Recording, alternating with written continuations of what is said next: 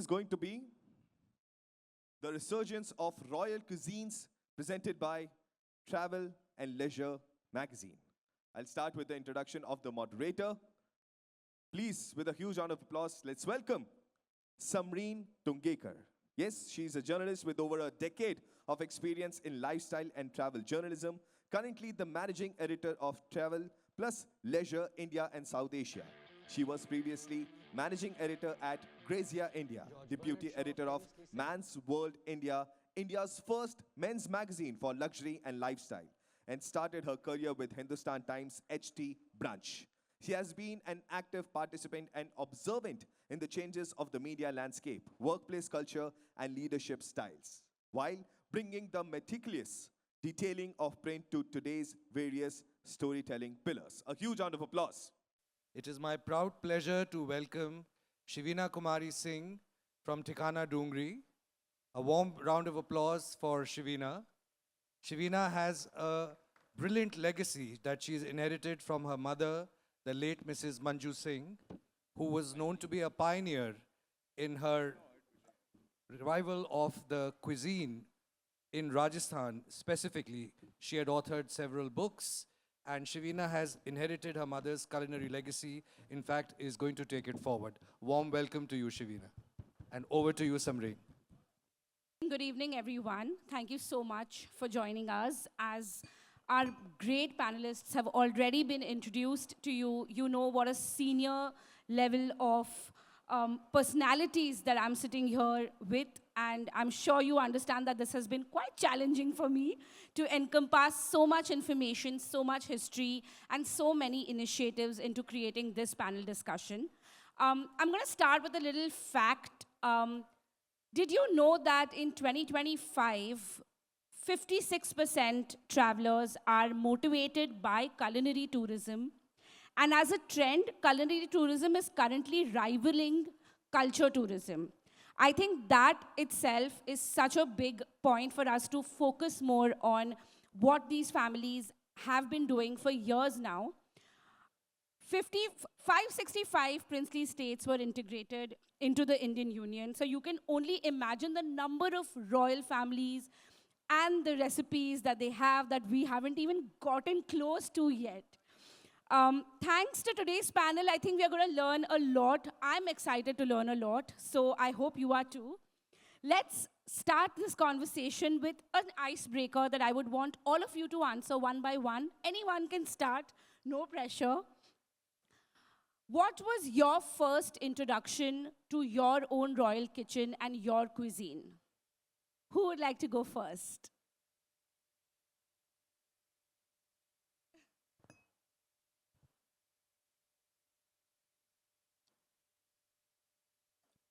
A very warm good evening to all of you here. Kamagani, my respects, and to all the members that are here in the audience. For most of us, I think it is the first introduction to any of our royal culinary food or anything was something to do with either our prasad or our niyaz. So for me, in Balasinor particularly, it was when we had a niyaz, which is similar to a prasad being offered, which is something what we call the jaris, which is a Shabe Barat ka halwa, which is made out of wheat. And it takes almost about 2 days to prepare. I think I was probably only 5 years or so when I first sort of was introduced to that and was shown how it is made. So for me, I think that was the time I sort of got into the food journey, and then my mother, of course, took on from there. That's so interesting. We have a Shabe Barat ka, like a ruafza sort of a thing that we do at my place with the sharbat, with the badam. Right. So I have had that wheat halwa and it's really good. Okay. Kamagani, I'd first like to say a shout out to Manish and Sonali for organizing such a wonderful Food for Thought festival. And thank you for inviting me for this. My food journey actually began as a really young girl. You know, for me, I come from a lineage where food and cuisine has been really important. For me, it's one of my heirlooms, where recipes were not just recipes, it was about culture, it was about stories, it's about what our family did on those occasions. It was the whole culture around food. And I feel culture, in fact, is always something that you learn on your mother's dining table. And I mean, many years later, my mother wrote a cookery book called Royal Indian Cuisine, and I must have been all of 12 years old. And we were at Cornell. My father was a visiting professor. And I remember typing out her first handwritten manuscript on our dining table as a little girl. And that's where I think the love for all of this really began, when I understood how important it was to document recipes, to take them forward, to make sure that the next generation, and also that a global audience, really knew about our food. Thank you.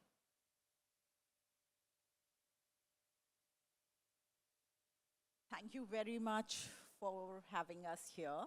I'm really grateful to everyone here and a Kamagani to everyone from my side. It's been not a very long journey for me, because when I got married and I came to Panchkote, it was a new experience for me altogether, because coming from Delhi and going to Panchkote, which is in Bengal, it was altogether a different story. But then, you know, the festivals, the pujas, and, you know, the food coming from the temple and having special dishes over there really fascinated me. And the way it was, you know, displayed and with lots of love. And it was not just that the food mattered, it was the spices which was, you know, taken from the local people. Everybody was involved in that. So which really gave me real happiness to see that it was really not the you know, things which was happening at one place, but a whole lot of people were involved in that. And of course, I loved it. It was a change for me. And now I've adapted that. And now at this moment also, I'm trying to incorporate it with, you know, our cooking at home. So that's what it is. Thank you. Good evening and pranam to everyone. I would like to thank Sonali ji, Manish ji for inviting us to Ahmedabad for this function. मैं हिंदी में बात करना चाहूँगा। जो भोजन की जो शुरुआत हुई, जो मुझे याद है, धार्मिक एक पहलू तो था ही था, पर 1972 में कानूनी रूप से जो शिकार था हिंदुस्तान में, उसे बंद किया गया। उस समय मेरे ख्याल से मैं 4 साल का होऊंगा। मेरे जो दादा थे राजा विजय भूषण सिंह देव जी, वो सांसद भी हुआ करते थे और वो आखिरी सिग्नेटरी रूलर थे जिन्होंने जशपुर रियासत को हिंदुस्तान के साथ मर्ज किया। मुझे याद है जब वो शिकार में जाया करते थे तो वो हम लोगों को भी अपने साथ शिकार में ले जाया करते थे। उस समय की धुंधली यादें मुझे याद है। पूरे गांव के गांव जहां पर मचान बनता था, जहां पर हाका होता था, जहां से शिकार निकलते थे, फोर्ड, जीप, ट्रेलर, बंदूक, कारतूस, हाथी, और उसके बाद में दिन भर थकने के बाद जो जंगल में जो भोजन बनता था, वहाँ से हम लोगों की एक शौक या यादें अभी ताज़ा हैं। और वो जो हम लोग जो भोजन करते थे, उस समय ना महल से सोने के या चांदी के थाली या गिलास जाते थे, गांव के लोग ही भोजन तैयार करते थे। और जो वहाँ का जो सरई का पेड़ होता है, सरई के पेड़ के पत्ते के वहाँ पर थाली और कटोरी बनाया जाता था। और आप लोग जान के आश्चर्यचकित होंगे कि एक बूंद भी उसमें से शिकार का, चाहे दाल का या कोई भी जो जिसको हम लोग सुरवा कहते हैं, रस्सा कहते हैं, वो चूता नहीं था। तो 1972 की मैं बात कर रहा हूँ, जब शिकार गैर कानूनी नहीं था। उस समय की यादें मैं आप लोगों के साथ शेयर कर रहा हूँ। धन्यवाद। Good evening to the city of Ahmedabad. Thanks for having us thanks for having us here. For me, I think this journey for food really began when we distinctly have two kitchens in our palaces per se. One which would be run by the Maharaj, who would essentially be cooking all the vegetarian dishes and the prasad for the mandirs and whatnot. And the other would be the outhouse kitchen, where predominantly all the non-veg dishes would be prepared. And that would be done by the Khansama, per se. I was more drawn to the Khansama, obviously, because of my liking towards non-veg food. But the first thing that I essentially, the first thing that flashes for me first would be the bundi ka prasad, which is made at home, right? And it is made by the Maharaj, and it's made for our Hanuman Mandir, which is just adjacent to Seohara. Like it belongs, it's in the grounds of our Haveli itself. So yes, I think food is a very integral part of every royal household, and it stands as one of those foremost pillars that as a child only we are introduced to, right? With such a diverse menu that all these houses have, we were actually shown around and made to try a lot of different type of meats, vegetables and whatnot, and I think that is what has made me very inclusive with a lot of vegetarian food also that we predominantly eat. I think that's the starting for me, and that's how it really began for me, yes. Thank you. That is so interesting to know, because I think among all the answers that we got, they all had a little nostalgia, a little love, and a little bit of looking back. So we can't move forward without looking back. And I think history becomes a very big part of that conversation as well. The contribution of royal cuisines to India's culinary history is massive. And the resurgence that we're talking about today is also hugely led by looking back at these recipes and trying to find ourselves going back to our roots. So I would ideally like to start with you, sir. With Balasinor's culinary legacy that dates back to the 17th century, you've also credited your mother for skillfully blending flavors of different rich royal histories, you know. What does it take and what do you do to preserve these recipes and especially these cooking techniques in a modernized world like today?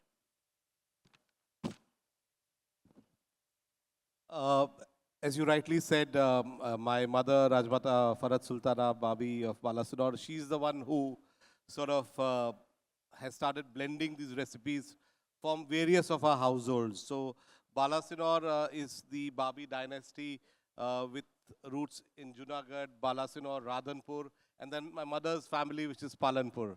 So all these recipes, and then Palanpur had an age-old, what you call, sort of tradition with food, because the late Nawab Sahib was very fond of cuisine from all over and used to live in the south of France for like 6 months in a year.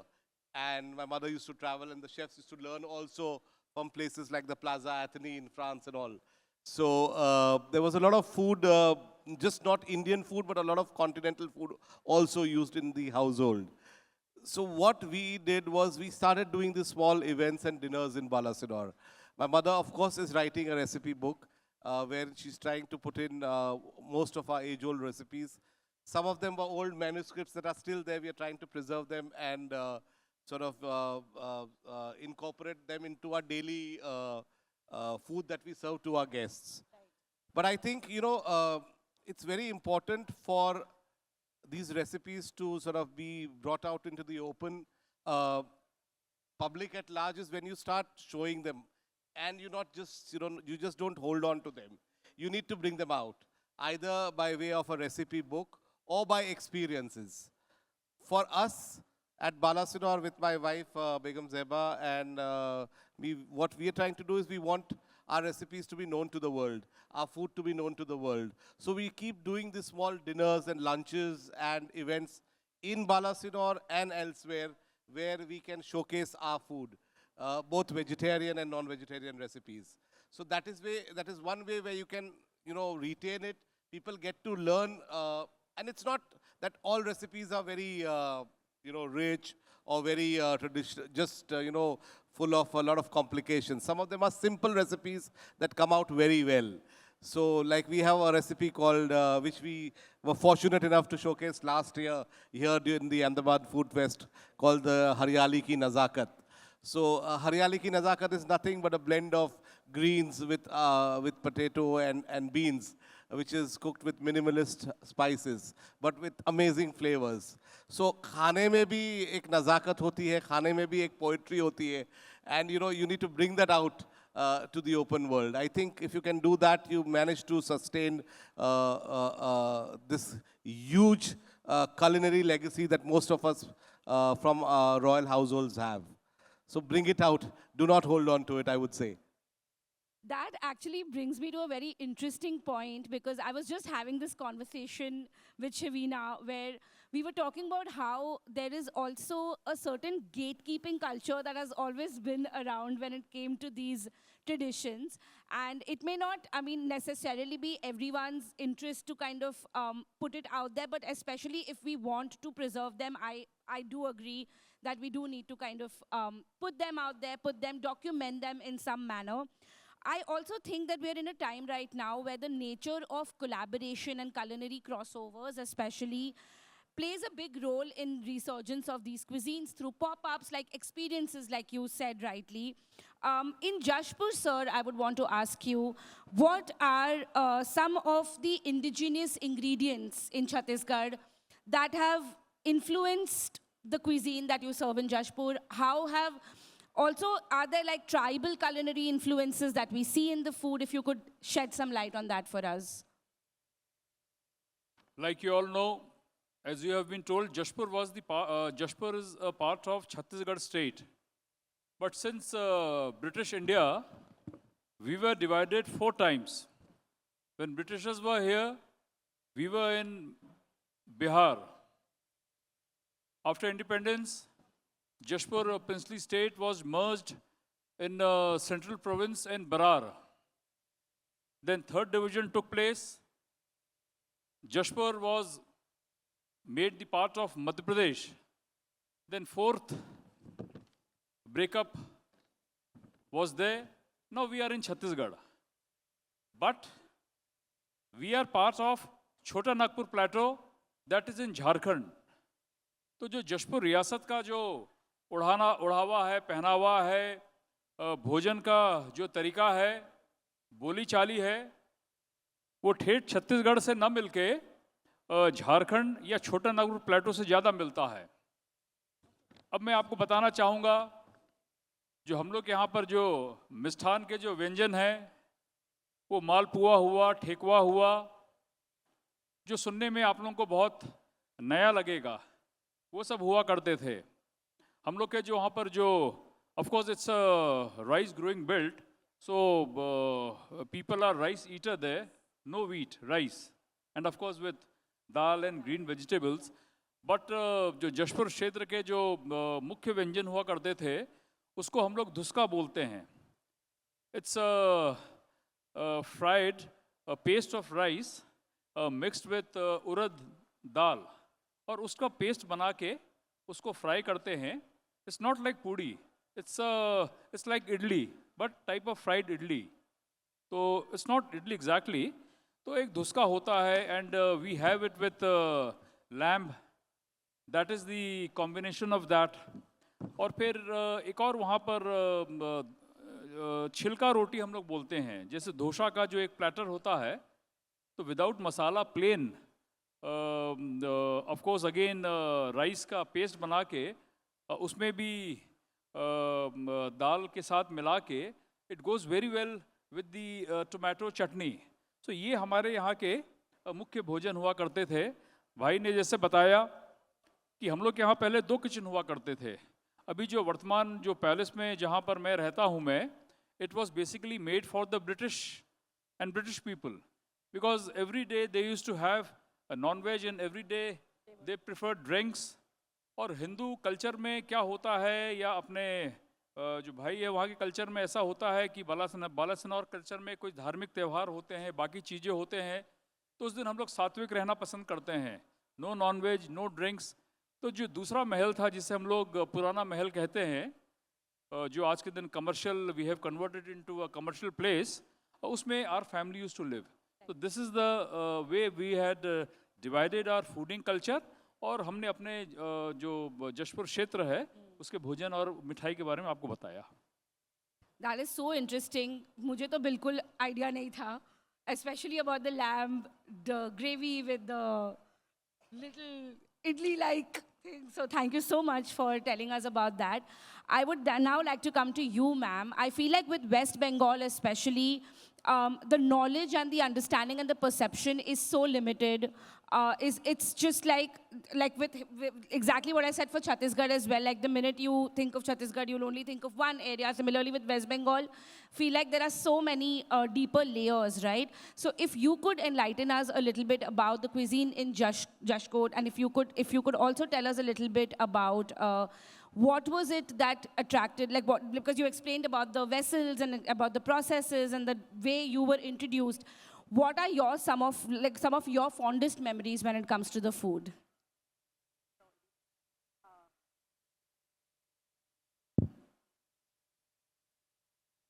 Surely, it's been a great experience.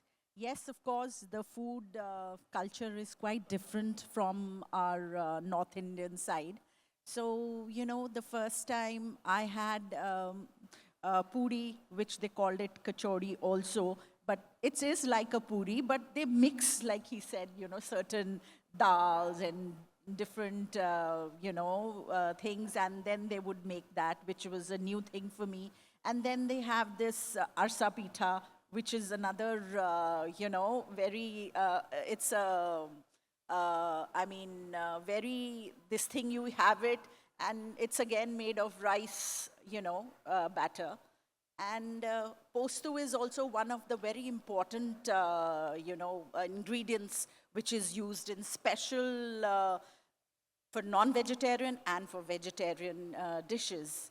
So, all this together and lots of other things which, there's chorachori and a lot of other things which I'd never eaten before and came to in light for me. And it was, great to do. So if I have to ask you about one well-kept secret from Panchkote when it comes to the food, what would you say? Let it be a secret. No, we're not gatekeeping here today. We're going to share Definitely more I would recipes. like to share that, but there's no such well-kept secret. It's all in open. It's all Yeah, there are no secrets. Thank you so much for that. Coming to Uttar Pradesh, Prithviraj, you were also focusing on preservation of cuisine. It's you and I also had this conversation today where you spoke about how important it is to preserve and document recipes, and especially from the hunting lodge that was started by your family back in 1608, if I'm not wrong. Hunter cuisine especially, like even Sir brought it up, is usually associated more with Rajasthan. So can you enlighten us a little bit about Seohara's recipes that highlight the same? So the first starking difference would essentially be the game found in Rajasthan is very different from the game found in Uttar Pradesh, right? We have very dense forest over there. It's great forest cover. We have a dam very close to our place, which would bring in a lot of migratory birds from Siberia and whatnot, right? So at the center of it, I think for me personally, because I've experienced it as well, duck hunting or going for those hunts along with our dogs and whatnot would be a very big part of our winter sort of tradition, right? In winter vacations, that is what we'd be mostly tied to.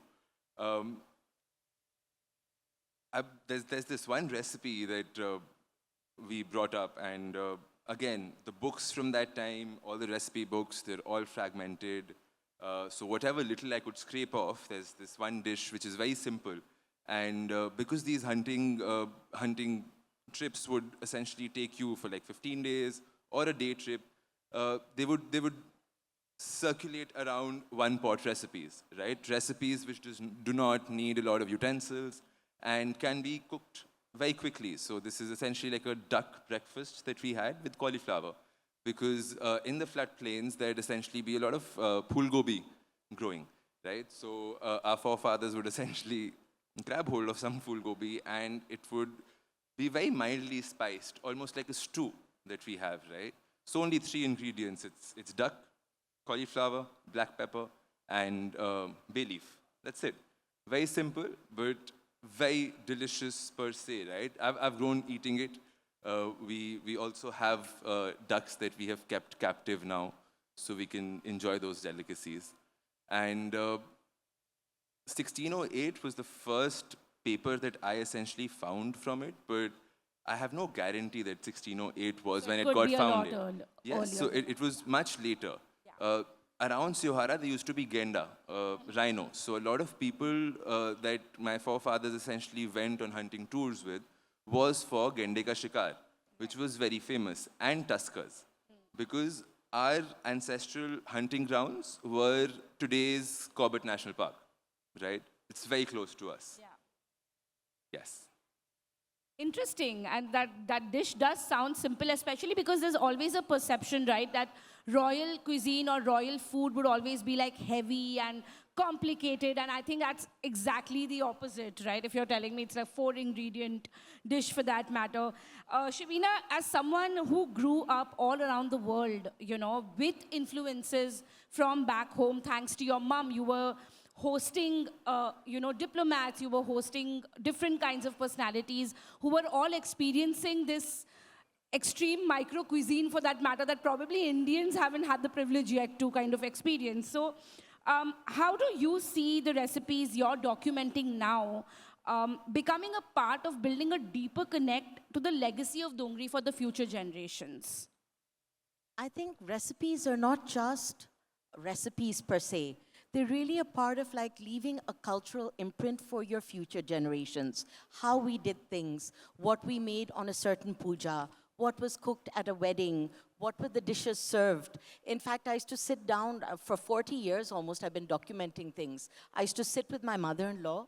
She came from Mewar. She came from, she was Rao Saab Bedla's daughter. And they also had a huge food legacy. So I think I was very lucky to get both a mother and mother-in-law who were like really, pioneers in their own way to kind of learn from.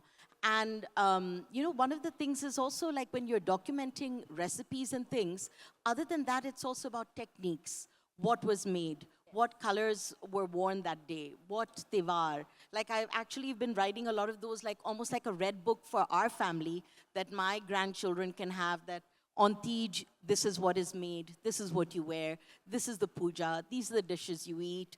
So a lot of it is around our culture, which you want to keep in a family. And recipes are not only about documenting things, which people don't really understand. It's about timing. As a new bride, when I got married, I was like barely 18. My mother-in-law would give me lessons on how to do bhunj. What is the techniques? How do you do dhungar to something? Something about how to cook something in a khad, which is like underground in a mud pit, and how ghee is poured to actually cook it, that by the time you open it, everything is perfectly cooked. So these are techniques that you cannot write, but you have to experience, do, and learn. And, I hope to teach them to others, and that way they can continue. I think that makes so much sense, because I feel like no matter how good and detailed a recipe might be, at the end of the day, the product or the outcome of it does not depend on the documentation of it, definitely. This brings me to another question on, since we're talking about resurgence of royal cuisines, I want to also talk about visibility of royal cuisines, because I feel like the visibility is a little limited, or just a little skewed towards certain regions, and certain regions are left out, which is why I think Manish and Sonali, like a huge shout out that you've brought in such diverse opinions here. They go way beyond the royal cuisines that India in general would be familiar with. I wouldn't have known what food is served in Panchkote or in Jashpur, for that matter, if it wasn't for y'all. So given that visibility is also a factor in the resurgence of a royal cuisine, anyone can take this up, anyone who can share this answer with me. Is it limited to certain regions, do you think? And do you think that we need to bring visibility to more royal cuisines? I can just say, Well, Rajasthan has already got a lot of focus has been on Rajasthan. Yeah. So I think it's wonderful to have all of you, which can probably add a lot more light to this. Yes, I'd agree with Hukumia because Rajasthan has had that visibility in terms of tourism.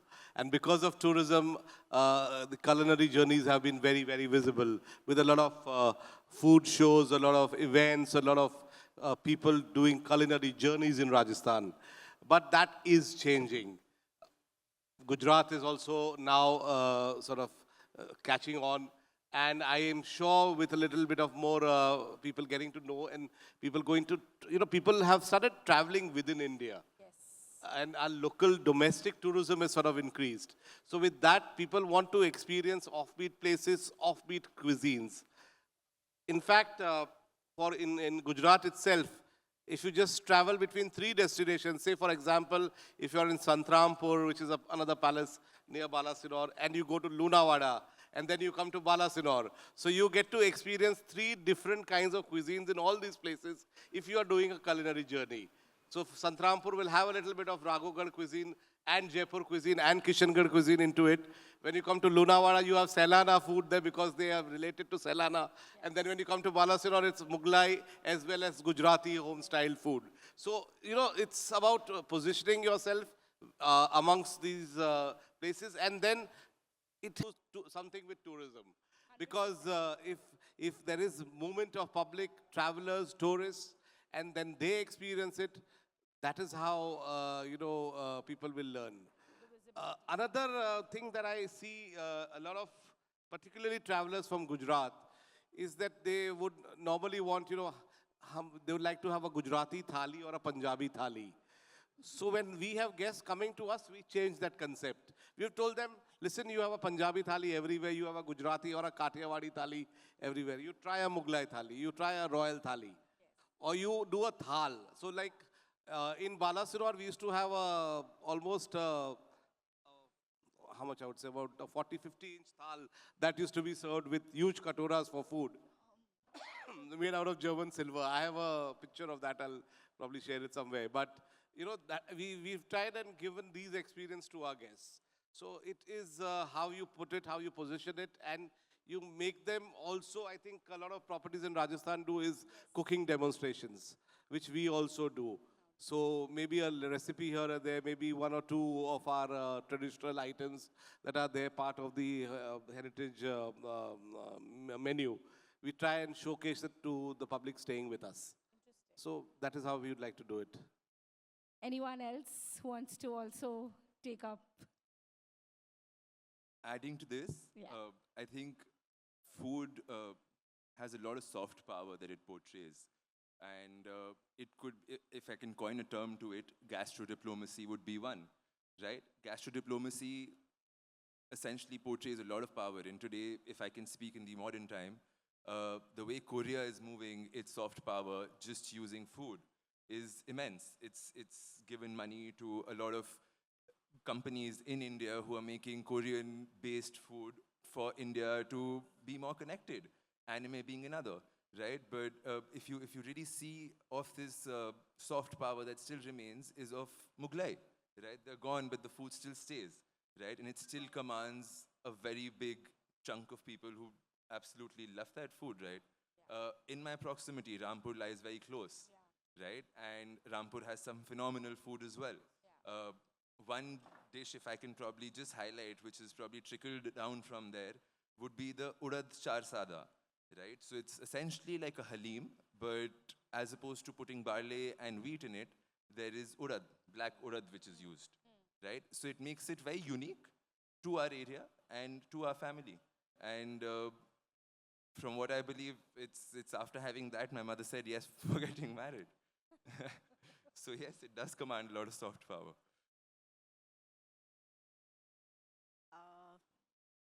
Actually, when we have guests, we try and serve them whatever is.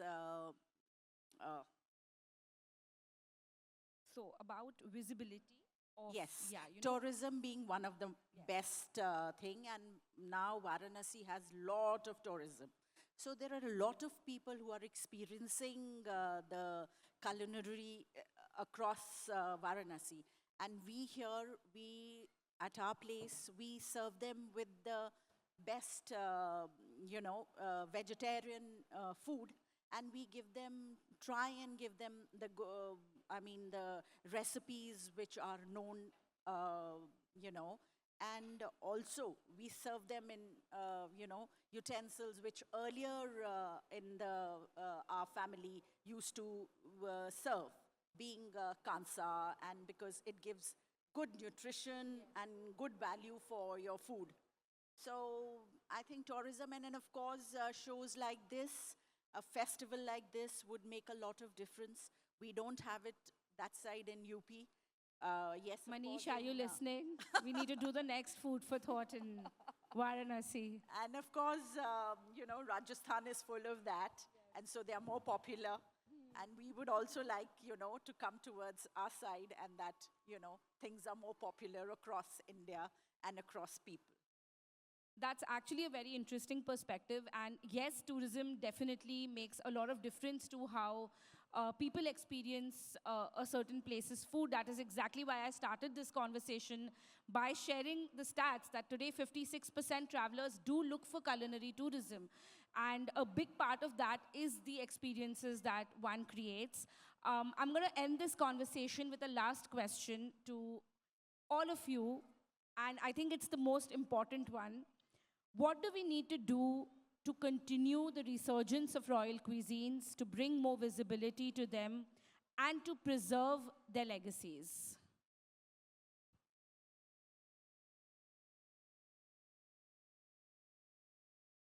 The most important thing, as you all rightly said earlier, was open the gates. Sharing will improve the visibility, will let others sort of experience the royal cuisine, because the age-old thought process was, us royals people are not easy to meet, easy to be accessible. We were not so accessible earlier. Of course, people who are in politics are, and who later on were. But accessibility into royal household was very, very difficult. I think the first important thing is we need to make ourselves accessible to our recipes, and I think by and large, most of us have been able to do that with the help of tourism. My mother did I will definitely like to make a note of this and say that she did a show called Shahi Dastakhan on DD Urdu a couple of years ago. She showcased about 25 recipes from different royal families in that 15 episodes of Shahi Dastarkhan. So it was her showcasing just not Balasinor, but recipes, say, from Mandawa, from Sailana, and everywhere else. So these recipes were showcased from all over. You need to bring them out. And you need to, work with some kind of a format where people can come and experience your cuisine. Like we in Balasinor have something that we do is lunches. We are open to not just people coming and staying with us. We take orders, but pre-orders for people who can come and dine with us for lunches or dinners when they come to see the dinosaur fossil park and museum. So, and we make it a point to serve at least one or two of our traditional recipes. So once you do that, I think people gain the experience, and then that experience sort of by word of mouth goes on, and people would want to come again. So,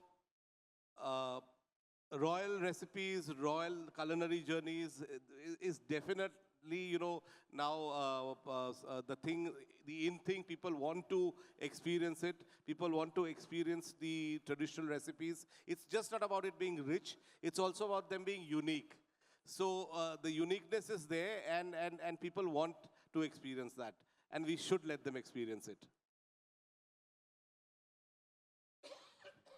I think it's very important, other than documenting, which I think a lot of us are doing. We are writing down our recipes, we're documenting them, like going to put them into a book, which many of us are doing. But other than that, I think it's very important to have some kind of a PR campaign also about Indian food. Yes. I grew up across 5 countries. The only Indian food people knew about was chicken tikka masala, tandoori roti, oh, you're Indian, that's all. I think we have to really showcase some of our things that are made here in this country, whatever it is, from the north, from the south, from the east and the west, and really have a PR campaign around food and around regional food and around recipes that people have been doing in their homes, but nobody knows outside maybe the, the region that you live in even. So I think PR, whether it's using social media, whether it's having more festivals like what Manish and Sonali are doing, or other formats, I think there's a need for exchange of ideas and a whole marketing media campaign around that.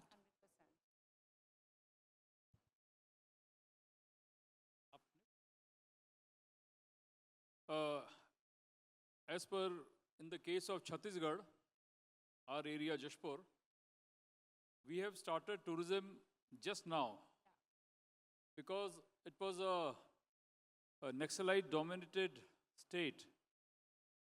Previously, some areas in Chhattisgarh, especially South Chhattisgarh, they were just picking up the tourism. But ये जो नक्सली हमले हुए, एक blast में CRPF और police के 70 जवान casualties हो जाती थी, उसके डर से लोगों ने छत्तीसगढ़ में आना बंद कर दिया था. मुझे बड़ा अच्छा लगता है बोलते हुए, वर्तमान में जो मुख्यमंत्री हैं छत्तीसगढ़ के, वो मेरे क्षेत्र जशपुर से हैं और उनसे हम लोग मिल कर के टूरिज़्म को कैसे बढ़ाएं, उस पे हम लोग काम कर रहे हैं.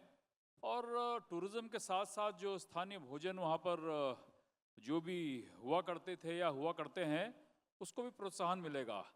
क्योंकि अब मेरा आखिरी समय है बोलने का, उसके बाद शो ख़त्म हो जाएगा. मैं एक बात और गुजरात के लोगों को धन्यवाद देना चाहूँगा. कई बार जब हमारे जैसे बच्चे कॉलेज में हैं दिल्ली में, अब रात बेरात को उनको भूख लग जाती है, तो कहाँ टोस्ट बनाए या कहाँ ऑमलेट बनाए, तो गुजराती जो स्टफ़ हैं जो कई महीनों तक चलते हैं, वो अपने साथ रात को रखते हैं. तो वो फाफड़ा, वो नाश्तो बोलते हैं, और वो सब मैं नाम भूल रहा हूँ, तो उसका उपयोग भी करते हैं. थेपला और ये सब, उसका भी खाखरा, उसका भी इस्तेमाल करते हैं. और एक बात मैं और गुजरात के लोगों को धन्यवाद देना चाहूँगा. जैसे मैं संसद में था, मैं मेंबर ऑफ पार्लियामेंट था, मैं थर्ड जनरेशन हूँ मेंबर ऑफ पार्लियामेंट. हमारे ग्रैंडफादर जो लास्ट सिग्नेटरी हिजानस थे जशपुर के, वो पहले 50s में MP बने, फिर हमारे अंकल बने, फिर मैं बना. हम लोग शुरू से देखते आ रहे थे, जो पार्लियामेंट था उसका फूडिंग कल्चर जो था वो थोड़ा ब्रिटिश था. चिकन स्ट्यू, चिकन कटलेट, और भी बेक्ड चीज़ के साथ जो बेक्ड जो चीज़ रहते हैं, वो जब से प्रधानमंत्री श्री मोदी जी बने, नरेंद्र मोदी जी बने और गृह मंत्री श्री अमित शाह जी बने, तो हम लोग को कम से कम और ढोकला और बाकी चीज़ों का वो अब प्रायोरिटी में ज़्यादा चलता है, मीठी चटनी और ये सब. इसके लिए मैं आप लोग सबको धन्यवाद देना चाहूँगा. I think what I personally believe is that we need to have a bottom-up approach. I feel royal cuisine in general has been over-glorified for its complexity and how difficult and time-taking these recipes can be to make, right? Longing for like 24 hours and whatnot. It keeps going up, right? I'm sure we can find a longer one that exists in India. I feel if we introduce the staples of our royal houses, that would be a greater starting point than actually coming out with the most difficult, complex dish that we have in our menu, right? And that's what most of our families essentially do, because we want to probably bring that star dish out there, which is absolutely very complex, as we know. A small secret from our family kitchen would probably be putting a piece of charcoal in our dal if you've not soaked it, right? So you apparently don't get gas after. You don't have, if you've forgotten to soak it, you just put that and you cook any lentil and you're good, right? So I think these small little things that can be included in every Indian kitchen, and it's these simple things that are going to be probably absorbed by the public as opposed to very complex dishes that we come out with. That's very, very well put. I'm going to end this conversation with something that I remembered that Tika Shatrujit of Kapurthala had once told me, that the minute India starts looking inwards and looking at its ingredients, its customs, its traditions, its techniques, and its kitchens, we will turn the world on our head. And I think we are almost there. Thank you so much for all your inputs and insights. It's been a lovely conversation. From Have all a of good us, evening. we would like to thank all of us, Food for Thought, Manish ji and Sonali ji and the Ahmedabad Municipal Corporation for having us here. Thank you to all of you. Thank you so much, everyone. Have a good evening. And I would now like to call upon stage the founder, of course, Mr. Manish Baheti and Mrs. Sonali Baheti, to give a culinary vote of thanks to each one of them.